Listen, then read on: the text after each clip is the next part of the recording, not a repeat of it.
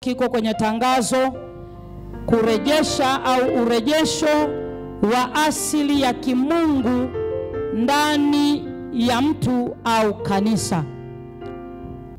Urejesho wa asili ya kimungu ndani ya mtu au kanisa. Kwa asili mimi ni mwinjilisti, lakini nitafundisha kwa kadiri ya neema ya Mungu itakavyonijalia. Bwana Yesu asifiwe sana. Asante kwa Mungu, mtumishi wa Mungu amekwisha kuomba. Na sasa tutaingia kwenye somo letu. Somo hili linawahusu watu waliookoka na watu ambao hawajaokoka. Wepesi wa wafunguaji Biblia, naomba tusaidiane. Kitabu cha kwanza cha Yeremia nitasoma mwenyewe 48 mstari wa 11 mpaka wa 12. Lakini kitabu cha pili Amosi, naomba mtu mwingine anisaidie kufungua sura ya 9 mstari ule wa 14 na wa 15. Katika jina la Yesu ninasoma Yeremia 48 mstari wa 11 mpaka wa 12. Moabu amestarehe tangu ujana wake, naye ametulia juu ya sira zake, wala hakumiminwa kutoka chombo kimoja kutiwa chombo kingine, wala hakwenda kufungwa. Kwa hiyo ladha yake anakaa nayo, wala harufu yake haikubadilika. Basi tazama, siku zinakuja, asema Bwana, ambazo nitampelekea wamiminao, nao watammimina, nao watamwaga vyote vilivyo vyomboni mwake, na kuzivunja chupa zake vipande vipande. Bwana Yesu atusaidie. Haleluya. Soma kitabu cha Amos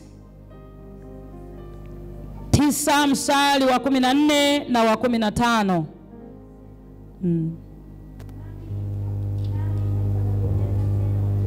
Nami nitawarejeza tena watu wangu Israeli waliohamishwa, nao wataijenga miji iliyoachwa nao wataijenga miji yao iliyoachwa maganjo, na kukaa ndani yake, na kukaa ndani yake. Nao watapanda mizabibu katika mashamba yao, na kunywa divai yake, Nao watafanyiza bustani, na kula matunda yao. Haleluya. Tunajifunza somo hili katika wiki hii ya Pentekoste. Tunapojifunza urejesho, anayehusika moja kwa moja ni Roho Mtakatifu, kwa sababu Roho Mtakatifu yeye ndiye ambaye huwa anarejesha asili ya mtu asili ya Mungu ndani ya mtu. Sasa tuangalie hapa kidogo utangulizi kabla hatujaanza kuliangalia somo lenyewe. Linaweza likawa ni gumu hapa mwanzoni, lakini kadiri tunavyoendelea utaelewa kile tunachojifunza. Urejesho ni hali ya kurudishiwa tena kitu fulani ambacho ulikuwa nacho, lakini aidha kikaibiwa au kupotea kwenye mazingira ya kujua au kutokujua. Narudia tena. Urejesho ni hali ya kurudishiwa tena kitu fulani ambacho kimepotea au kuibiwa katika mazingira ya kujua au kutokujua. Huo ni urejesho. Kwa hiyo unaporudishiwa kile kitu, hicho kitu kinaitwa urejesho. Lakini asili ni nini? Maana tunazungumza kwa habari ya asili ya kimungu. Asili ni chanzo cha jambo fulani. Tunapojifunza asili, kuna watu hapa, tuko watu aina tofauti. Mimi asili yangu ni kule Iringa, ni Muhehe. lakini wewe asili yako ni mahali fulani, chimbuko la kabila lako umetokea mahali fulani, hiyo ni asili yako wewe. Kwa hiyo wakati mwingine tunapokuja kuchimbua asili ya kabila fulani, tunaona kwamba kama wapo hapa Dar es Salaam, maana yake kuna asili, kuna chimbuko la asili mahali mtu anapotokea. Bwana Yesu asifiwe. Hiyo ndiyo asili ya mtu. Sasa tumesoma kitabu cha Yeremia 48. Yeremia anazungumzishwa na Mungu kwa habari ya Moabu. Moabu ni kabila mojawapo ambalo limetokana na wale watoto wa Lutu. Wale watoto wawili wa Lutu, wale mabinti, mmoja alizaa mtoto anaitwa Moabu, mwingine anaitwa Amoni. Kwa hiyo hawa ukisikia wana wa Amoni, wana wa Moabu, hawa wametokana na wale mabinti wawili wa Lutu. Sasa kwa nini anasema ya kwamba Moabu amestarehe kwenye sira zake? Amestarehe kwa sababu gani? Hakumiminwa kutoka chombo kimoja kwenda chombo kingine. Kwa hiyo ile ladha yake inakaa. Hapo ndipo somo hili litatuonyesha kila mmoja kwamba ana ile asili ya kimungu ndani yake au kuna mahali kapoteza. Na kwa uwezo wa Roho Mtakatifu, tunapomaliza Jumapili, kila mmoja atakuwa anarejea kwenye ile asili yake, kwenye ule uwezo wake, kwenye ile nguvu yake ambayo Mungu aliisuka tangu mwanzo alipokuwa anamuumba. Bwana Yesu asifiwe sana. Mimi na wewe, kuna namna ambayo Mungu ametuumba, kuna uwezo fulani ambao ametusukia ili kuweza kufanya kitu fulani, tuweze kufikia kwenye kusudi la Mungu na kujenga ufalme wa Mungu hapa duniani.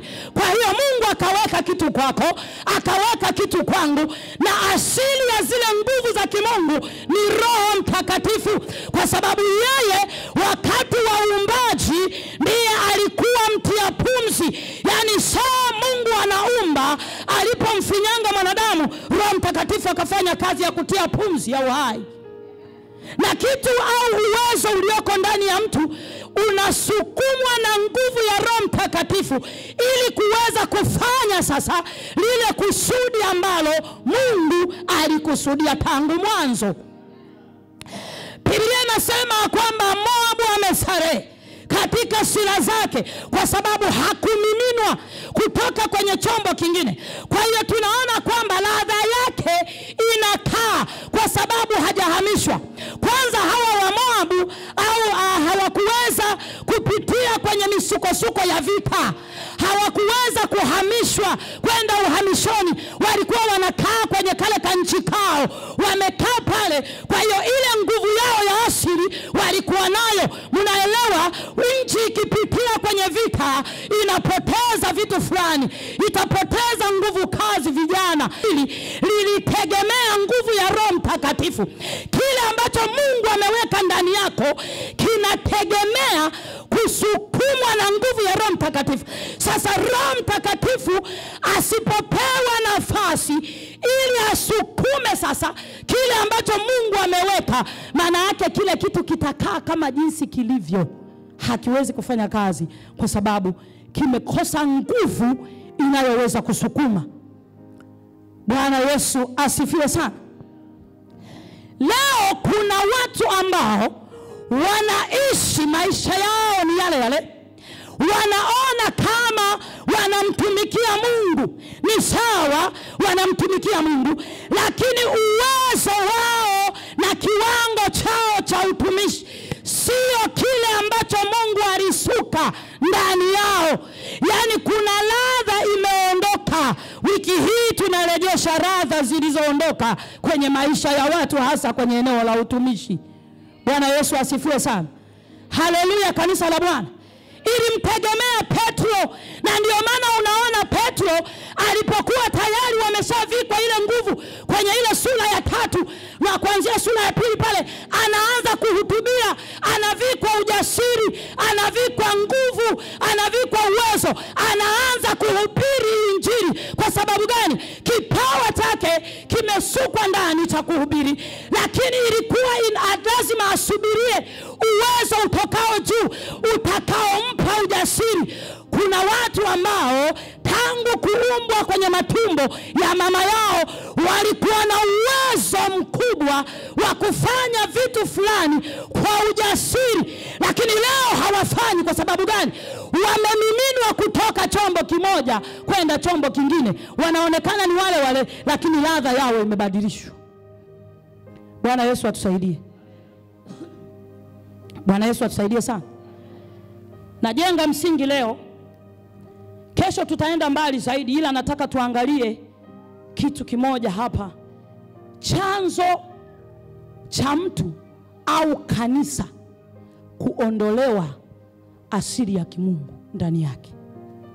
Chanzo cha mtu au kanisa kuondolewa kwenye asili ya kimungu. Tunapojifunza somo hili, tumeona maana ya asili, tumeona urejesho. Kila jambo unaloliona duniani, liwe jema liwe baya, lina chanzo chake. Tunaona kwamba hawa wa Moabu walikuwa na vyanzo ambavyo Mungu aliviona kwamba hawawezi kuendelea kukaa katika hali ya kustarehe. Akasema nitawapelekea wamiminaji watakao mimina, atoke kwenye vyombo vyake, aondoke kwenye asili yake. Mtu anapoondoka kwenye asili yake anakuwa ni yeye sio yeye. Yani kuna saa anaonekana ni yeye, kuna saa anaonekana sio yeye. Ndio maana nimetolea huo mfano kwamba huyu aliyekula ugali wa kwenye sufuria na huyu aliyekula ugali wa kwenye hotpot, wote ni ugali, lakini una ladha tofauti. Kwa hiyo mtu aliyeondolewa ladha yake anaweza akawa anaonekana ni Yuda yule yule, lakini ile ladha ya asili haionekani ndani yake. Ila ni Yuda yule yule, anahubiri vile vile, anafanya mambo fulani vile vile, ila kuna ladha imeondoka. Sasa tuone vyanzo vinavyoweza kusababisha huyu mtu akatoka kwenye asili ya kimungu. Chanzo cha kwanza kabisa, dhambi. Chanzo cha kwanza ni dhambi. Mwanzo sura ya 3, tusome mistari 5. Mwanzo sura ya 3, tusome mstari wa 1 mpaka wa 5. Nayo nasema, karibu. Basi nyoka alikuwa mwelevu kuliko wanyama wote wa... Soma pole pole. Basi nyoka alikuwa mwelevu kuliko wanyama wote wa mwitu aliyowafanya Bwana Mungu. Ndio. Akamwambia mwanamke, ati hivi ndivyo alivyosema Mungu. Sikia, anasema ati hivi ndivyo alivyosema Mungu, msile matunda ya miti yote ya bustani. Mwanamke akamwambia nyoka, matunda ya miti ya bustanini twaweza kula, lakini matunda ya mti ulio katikati ya bustani Mungu amesema msiale wala msiaguse, msije mkafa. Nyoka akamwambia mwanamke, hakika hamtakufa, kwa maana Mungu anajua ya kwamba siku mtakayokula matunda ya mti huo mtafumbuliwa macho, nanyi mtakuwa kama Mungu, mkijua mema na mabaya. Bwana Yesu atusaidie sana. Kuna vyanzo vingi vya mtu kuweza kuondolewa kwenye asili ya kimungu, lakini dhambi ndiyo chanzo kikubwa ambacho kimepelekea watu wengi wameondolewa kwenye ile asili ya kimungu. Yani wanamwabudu Mungu sawa, wanatoa sawa, wanafanya kila kitu ni sawa, lakini wameondoka kwenye ile asili ya kimungu. Adamu na Hawa kabla hawajaondolewa kwenye chanzo cha asili yao, pale mahali ambapo Mungu alikuwa amewaweka Unajua shetani alichokifanya, alitafuta sababu ni kitu gani kinaweza kikawaondoa kwenye asili au kwenye eneo au kwenye nafasi ambayo Mungu amewaweka. Sasa kinachofanyika ni kwamba hapa Adamu na Hawa wakaanza kuisikiliza sauti. Dhambi inaingia bustanini Edeni. Hawa wanatakiwa wakae hapa kwenye bustani ya Edeni. Unaona kwamba hapa kuna saa Mungu alikuwa anakuja, anawatembelea, anaongea nao, ni marafiki hawa, wanafanya ibada. Na katika bustani ya Edeni kuna mahali sahihi walipokuwa wanakutana Mungu na Hawa, akina Ibrahim na akina Eva na akina Adamu walikuwa wanakutana na Mungu kwenye ile bustani ya Edeni. Lakini shetani alichokifanya ili kuwaondoa kwenye ile bustani ya Edeni, mahali ambapo wana uwezo wa kimungu, wana uwezo wa kusema na Mungu, wana uwezo wa kuisikia sauti ya Mungu, shetani akatafuta nini kinaweza kuwaondoa. Shetani anapotaka kuondoa kitu ndani ya mtu, analeta kwanza dhambi. Dhambi ni chanzo kikubwa ambacho kimefanya watu wameondoka kwenye asili.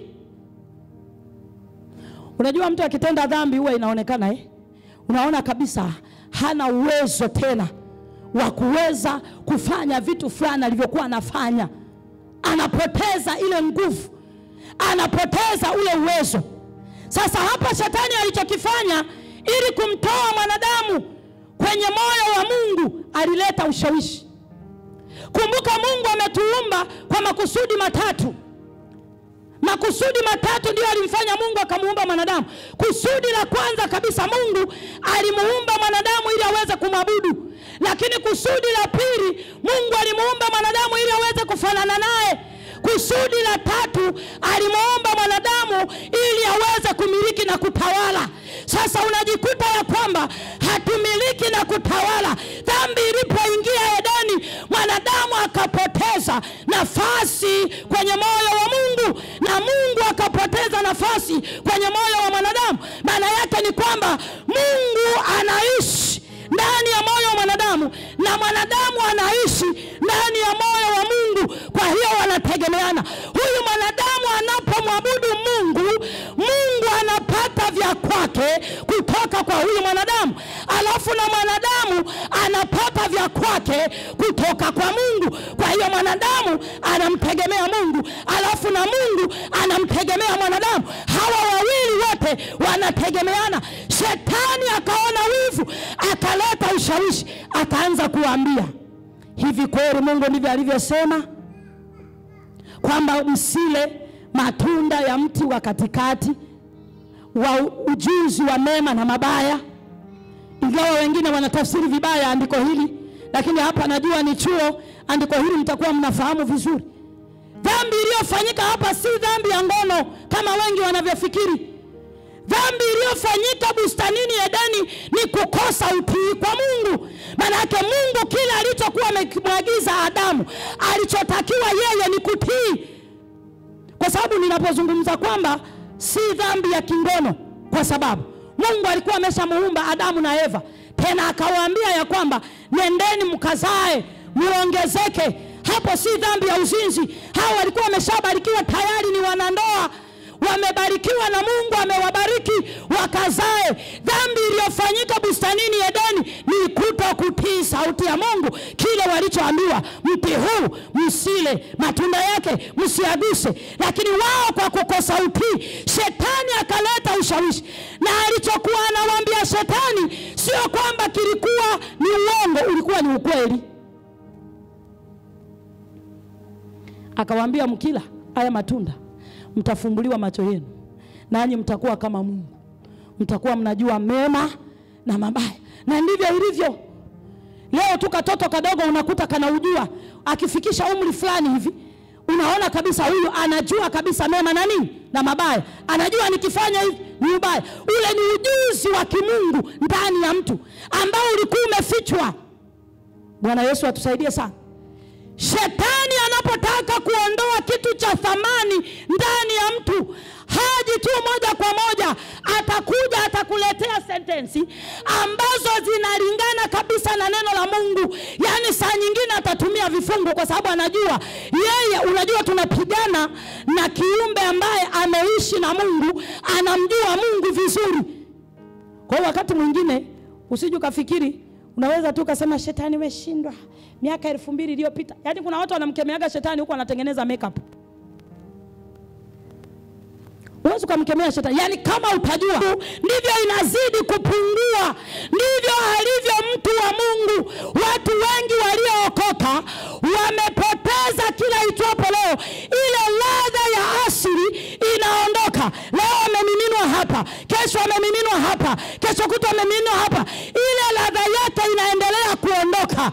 Roho Mtakatifu wiki hii ataturudishia kwa namna na kwa gharama yoyote ile ladha ambayo Mungu aliweka kwenye maisha yetu. Sema amen. Bwana Yesu asifiwe. Uwe tayari, wewe ujiandae. Kama unaimba, jiandae. Je, kiwango unachoimba ni kiwango ambacho Mungu alisuka ndani yako?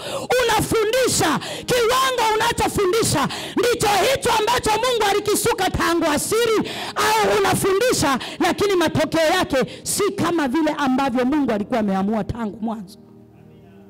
Bwana Yesu asifiwe. Haleluya, kanisa la Bwana. Tutaanza kujikagua sisi wenyewe. Yani neno la Mungu ni upanga. Mimi niliyesimama mbele yako, kuna neno linanikagua, kuna mahali linanikagua, kwa sababu neno la Mungu ni upanga unaokata kuwili.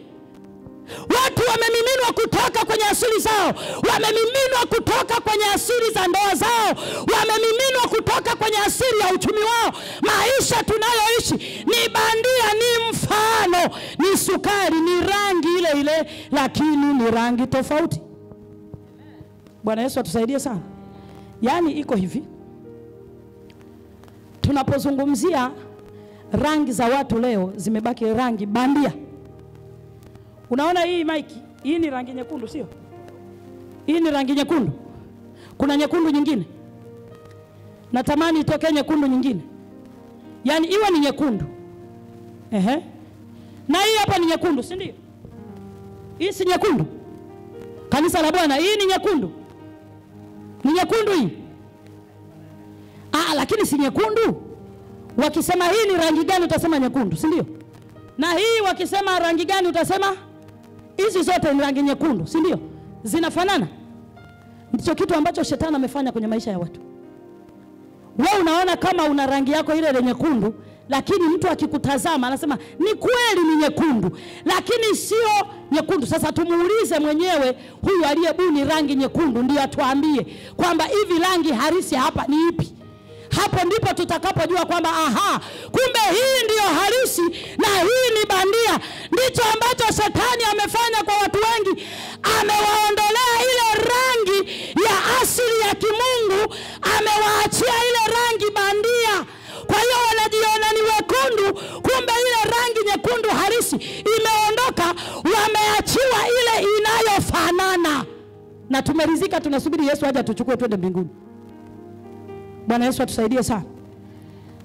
Asili ya Mungu ndani ya mtu ina uwezo wa kufanya mambo yakafanyika. Yani asili ya kimungu ndani ya mtu ina uwezo, yani huyu mtu akiwa na huo uwezo, akiwa na hiyo asili, ana uwezo wa kufanya mambo yakafanyika.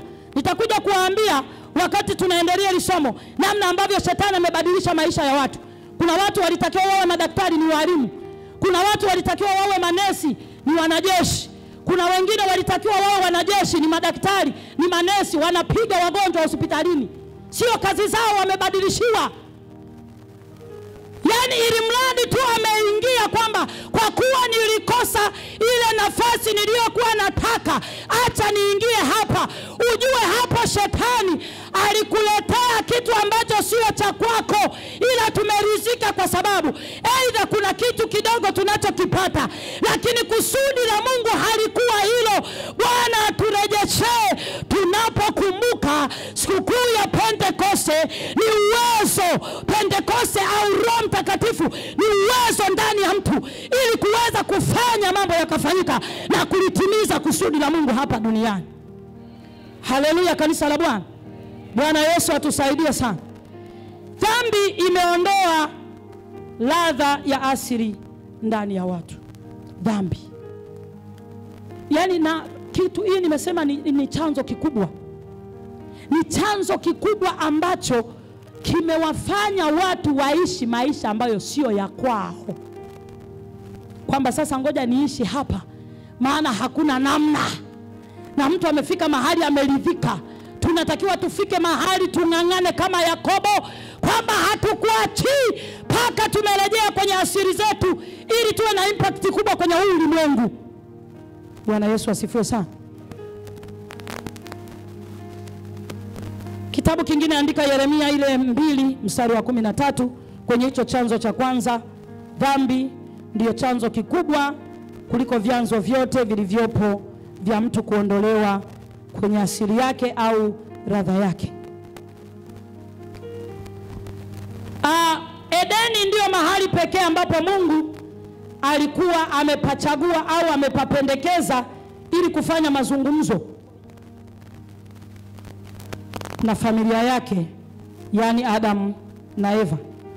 Dhambi ikishaingia ndani ya mtu, adui anachokifanya ni kummimina atoke kwenye chombo chake kinachotunza asili yake. Bwana Yesu atusaidie sana. Bwana Yesu atusaidie. Dhambi ikiingia kwa mtu, adui anachokifanya anamfanya huyu mtu atoke kwenye asili yake ya kimungu. Yaani anaondoka kabisa, anaanza kufanya vitu ambavyo sio. Sasa watu wanaanza kujiuliza, mbona huyu mtu hakuwa hivi? Mbona huyu mtu sasa hivi anafanya 1 2 3? Na wazazi wengine unawaona kabisa wanasema, jamani, huyu mtoto nilipomzaa alikuwa na akili, huyu mtoto nilipomzaa alikuwa na uwezo. Wengine walipofika form 2 uwezo wao ukaondoka, wengine walipofika form 4 uwezo ukaondoka. Mwingine amefanya vizuri kuanzia huku chini, lakini alipofika form 6 uwezo wake umeondoka. Shetani alichokifanya, ameangalia kile kilichoko ndani yake, akammimina. Aidha alimtengenezea rafiki ambaye huyu alifanya kazi ya kuchomoa akili zilizoko ndani yake, amebaki kopo. Shetani huwa anatafuta nafasi kwa mtu yeyote, akiipata anaingia. Bwana Yesu atusaidie sana. Kwa hiyo tutakuwa tunajichunguza na kujiangalia kwamba ni kitu gani ambacho kimetupelekea ili kuweza kumiminwa au kutoka kwenye ile asili ya kimungu. Bwana Yesu asifiwe sana. Bwana Yesu asifiwe. Amen. Nataka tuangalie chanzo hiki kimoja peke yake leo. Kesho tutaingia chanzo cha pili. Nitakutajia hicho chanzo cha pili kesho ili uwe unaelewa nini kinachoendelea. Adui anapotaka kuondoa kitu cha thamani, nafikiri nimezungumza, ndani ya mtu, anachokifanya kwanza ni kumuondoa kwenye chombo chake cha asili, na mtu akisha kutoka kwenye asili yake anakuwa hana radha tena kwa kila kitu anachokifanya. Hiki Kiswahili kinaeleweka Ndio. Kinaeleweka vizuri? Ndio. Ukishaondolewa kwenye asili au kanisa likishaondolewa kwenye asili ya kimungu, umewahi kuona wanasema kanisa fulani lina tabia fulani? Umewahi kuona hicho kitu? Maana yake wametoka kwenye asili ya kimungu, wamekuja kwenye asili ya kwao wengine, au kwa namna ile ambayo shetani anataka.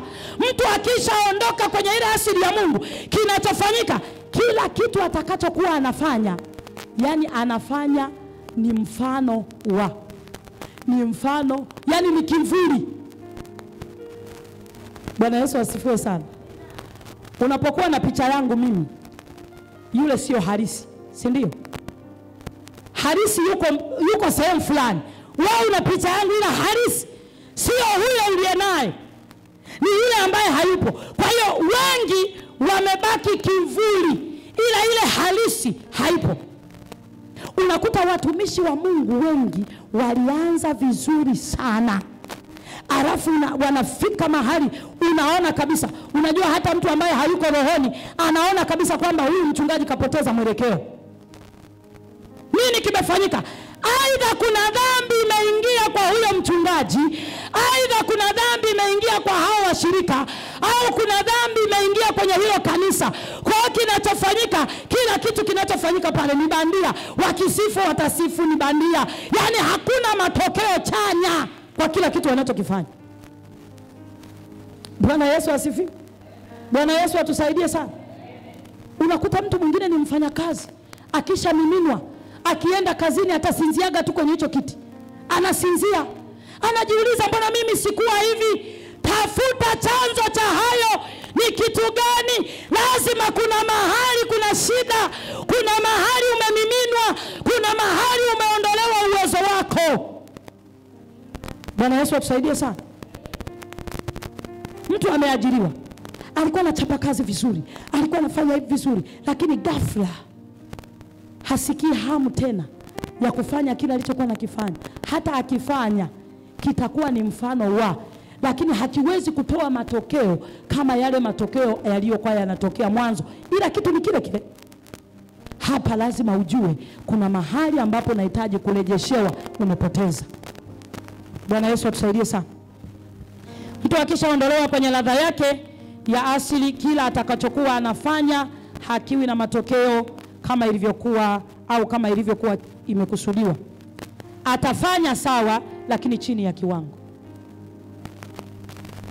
Bwana Yesu atusaidie. Kanisa la Bwana, Bwana Yesu atusaidie. Asili ya mtu ikiondoka ndani, kila kitu atakachokuwa anafanya huyu mtu anafanya ni sawa, lakini ni chini ya kiwango.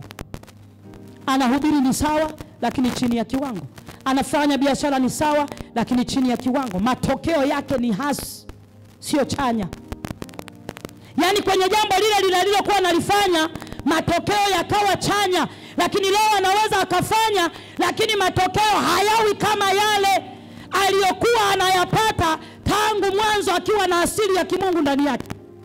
Ukishaona dalili kama hizo, ujue kuna mahali umemiminwa. Ona hivyo vyanzo, kama sio vinne ni vitatu, kwamba hivi vyanzo ndivyo ambavyo vimekuwa vikitupelekea au vimelipelekea kanisa kuingiza mautaratibu yasiyofaa, kuingiza maliturujia. Tena saa hizi wa Pentekoste ndio tuna maliturujia kweli kweli.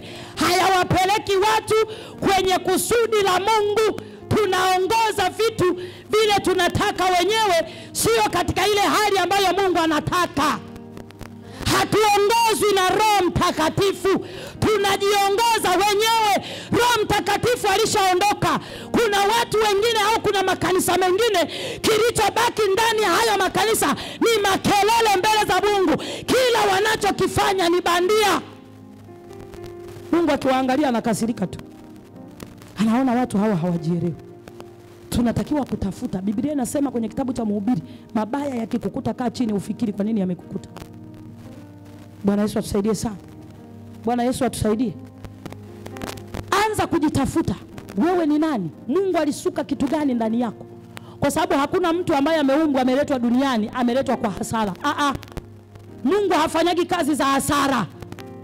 Mungu amekuumba, amekuweka hapa duniani. Kuna makusudi ambayo kabla hujalala unatakiwa uwe umeyatumiza. Biblia inasema kwenye kitabu cha Matendo ya Mitume, Daudi alipokwisha kutumikia shauri la Bwana akalala na baba zake. Alipotumikia shauri la Bwana. Wewe unataka ukamlaki Bwana mawinguni, alafu kile alichosuka ndani yako haujaweza kukifanyia kazi, huenda hata robo hapa duniani. Kuna mijitu ina uwezo alafu imekaa nayo huo uwezo. Yaani hujawahi kuona ukitembea njiani kuna mtu anakuangalia hivi afasa, mbona wewe jamaa sio wa kawaida? Watumishi wa Mungu, Bwana Yesu asifiwe. Kuna watu hapa mna uwezo, watu wakiwatazama, watu wakiwaangalia, anaona una uwezo mkubwa, na ule uwezo ulionao hata robo hujautumia. Kwa hiyo wanakushangaa vile unaishi na hali una uwezo ndani. Ni wapi tunakosea? Hatumuulizi Mungu kwa nini ametuweka na kusudi lake ni lipi ndani yetu. Bwana Yesu atusaidie sana. Bwana Yesu atusaidie sana. Ukitoka kwenye asili ya kimungu, uwe na uhakika kila kitu utakachokifanya ni bandia. Kwa sababu ukitoka kwenye asili ya kimungu, maana yake hauongozwi tena na Roho Mtakatifu. Watu wanafikiri kuongozwa na Roho Mtakatifu ni mpaka tu yani kwenye mambo ya kimungu. Hapana. Hata kwenye maisha yetu ya kawaida, yani kufanya vitu vya kawaida kabisa, lazima tuongozwe na Roho Mtakatifu. Bwana Yesu asifiwe sana. Ngoja niwape mfano huu wa kaka mmoja, ni mfano mzuri sana unaweza kujifunza. Hawa kaka wamekutana wawili, ni wakulima. Katika ukulima wao wamelima mahindi yamestawi sana. Mmoja akanong'onezwa na Roho Mtakatifu. Huyu mmoja anamjua Mungu na huyu mwingine hajaokoka, ila mashamba yao yako karibu na wote mahindi yamestawi vizuri sana. Huyu aliyeokoka akaenda akamwambia mtu ambaye hajaokoka, rafiki yangu, mahindi haya kama tumelima ni ya biashara, tunatakiwa tuyapukuchulie huku shambani na tuyauzie huku, kwa sababu baada ya miezi 3 miwili mahindi yatashuka. Saa hiyo mahindi yalikuwa yanauzwa gunia moja 48,000. Huyu ambaye hamjui Mungu anasema hapana blaza, sasa hivi ndo tunavuna, bei itapanda, hebu tusubiri kidogo. Akasema hapana, mimi sisubiri, ninauzia hapa shambani. Roho Mtakatifu alimnong'oneza akamwambia kuna hasara inakuja, unatakiwa uuzie hapa. Maadamu umelima kwa ajili ya biashara, uzia hapa shambani. Yule kaka mwingine akakataa. Ni yupi? Roho Mtakatifu sio kwa ajili tu ya kutushauri mambo ya Mungu. Roho Mtakatifu anatushauri hata kwenye mambo ya kawaida. Atakwambia pita hapa usipite, ingia hapa usiingie, kula hapa usile. Wengi wamekamatwa kwa sababu ya kutokuisikia sauti ya Roho Mtakatifu. Ukipoteza asili ya kimungu ndani yako, uwe na uhakika kuna vitu vingi utaingia hasara, lakini kama umejikita kuitunza ile asili ya Mungu ndani yako, hautaingia hasara, kwa sababu neno la Mungu linasema Roho Mtakatifu atatufundisha, atatutia katika kweli yote. Yeye ni mshauri. Shida ni kutokuisikia sauti kwamba hii ni ya Roho Mtakatifu na hii sio ya Roho Mtakatifu. Bwana Yesu atusaidie sana. Mungu atakwambia kwa njia ya Roho Mtakatifu, huyu ambatana naye, huyu usiambatane naye. Bwana Yesu atusaidie sana. Tunamhitaji Roho Mtakatifu kuliko kitu kingine chochote, kwa sababu Roho Mtakatifu ndiye arabuni yetu. Yeye ndiye ametugonga muhuri. Saa Yesu atakuja kuchukua kanisa, ataangalia muhuri wa Roho Mtakatifu. Sasa tukianza kufundisha masomo ya Roho Mtakatifu, wengi huwa wanasinzia, wanasikia uvivu, wanasikia shida. Hawajajua uzuri wa Roho Mtakatifu. Kwenye kitabu cha Kutoka 31 utaona pana mtu pale anaitwa Bezaleli na Oholiabu. Hawa walitiwa nguvu, Roho wa Mungu alishuka juu yao. Biblia inasema ya kwamba kulipokuwa na ujenzi wa hema unakuja, Mungu akaanza kuzungumza na Musa kwamba nataka mnijengee hema, lakini kabla ya kuanza kujenga hema, kuna watu nataka nitie Roho yangu ndani yao. Watakuwa na uwezo katika kufua fedha, katika dhahabu, katika miti, katika Mungu akaweka. Na Biblia inasema ya kwamba Roho wa Bwana aliwajiria Bezaleli na Oholiabu kwa ajili ya kazi ya ujenzi wa hema. Alileta dhambi, akaleta mahangaiko ya maisha.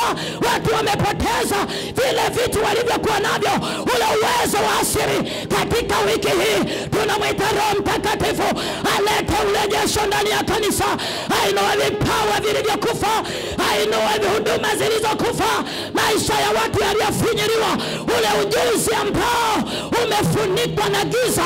Wiki hii likaweze kuondoa giza likaondoke, giza likaondoke kwenye ulimwengu wa roho katika katika jina la Yesu.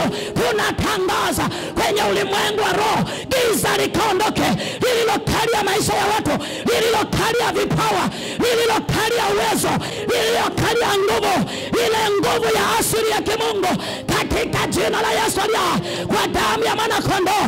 Na wengine wamezuiwa ili wasisikie semina hii kwa sababu wanavyo vitu vikubwa ambavyo viko ndani yao na adui amezuia. Tunasimama kwenye ulimwengu wa roho kwa damu ya Yesu, kwa jina la Yesu. Tunaita urejesho, tunaita ile nguvu, tunaita ule uwezo, tunaita ile asiri. Tunapofika Jumapili, asiri ya kimungu ikarejea kwenye maisha yetu. Huduma zilizofinyiliwa zinazotoa matokeo hasi kwa damu ya mwana kondoo, tunaondoka hapo, tunaondoka chini ya kiwango cha utumishi wetu, tunakwenda kwenye viwango ambavyo Bwana amevikusudia katika jina la Yesu. Roho Mtakatifu, tuende kwenye viwango. Nisaidie kanisa lako lirudi kwenye asili yako, nisaidie kanisa lako lirejee kwenye asili yako katika jina la Yesu. Asili yako Bwana, asili yako kuabudu, asili yako kuabudu. Rapasakataya rikotaya mandorobosaya repeseketa rihantarabasarabo rikoroboseke rikapaya mandorobosarabo katika jina la Yesu. Kila zuia kwenye ulimwengu wa roho na kuleta mahangaiko, I break ataya mando, I break atarabasaya riketa malibosaya kwa damu ya Yesu.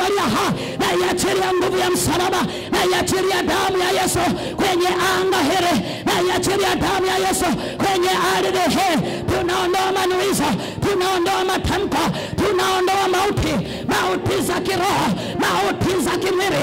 I break atayamando, afya zilizoibiwa zikarejeshwe, uwezo ulioibiwa ukarejeshwe, ladha zilizoondolewa zikarejeshwe. Wiki ni wiki ya marejesho. Roho Mtakatifu, tawala kwa kila mtu, tawala kwa kila mmoja, tawala kwa wanawake, tawala kwa wanaume, tawala. Rapasika ya mandorobo seberekanta rikoria bosa robo reketa ya masaya rikata ya mandorobo sia rapasheketerebo saya. Matokeo ya kanisa hii yaliyozuiliwa kwenye ulimwengu wa roho yanaenda kuachiwa, waliokamatwa wanaenda kuachiwa. Riantarabasaya rikopo ya mande raita na maserabo rikopo sheketa hori goda ikaria na mosi karinta ya basa rehanta ya basarabo rehobo faka ya mande naitori ya basarabo katika jina la Yesu. Roho Mtakatifu, Roho wa Bwana ukatawale kwa kila mmoja. Saidia kila mmoja e Bwana. Fungua Baba, tunaomba usikivu katika roho, usikivu e Bwana, usikivu katika roho.